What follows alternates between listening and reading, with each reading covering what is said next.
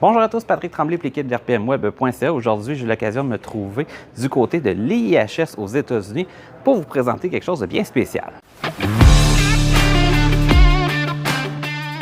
Aujourd'hui, j'ai eu l'occasion unique de me déplacer du côté de l'IIHS aux États-Unis.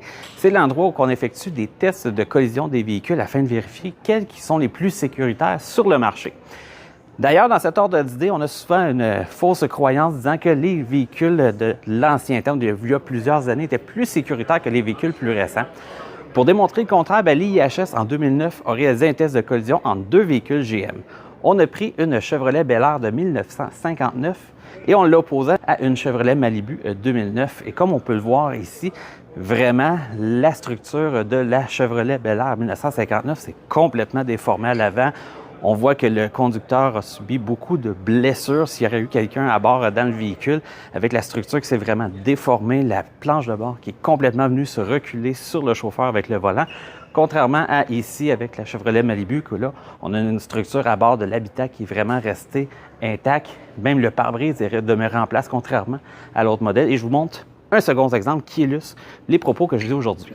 Un autre exemple qui illustre que les véhicules sont désormais plus sécuritaires de nos jours, je me tiens à côté de deux exemplaires du Chevrolet Blazer. On a juste ici à ma gauche un modèle en bleu de 1996 et ici à ma droite en rouge un modèle de 2026. Et comme on peut le voir vraiment, il y a une différence au niveau de la déformation entre les deux véhicules. Celui de 1996, on voit vraiment que l'avant est complètement renfoncé.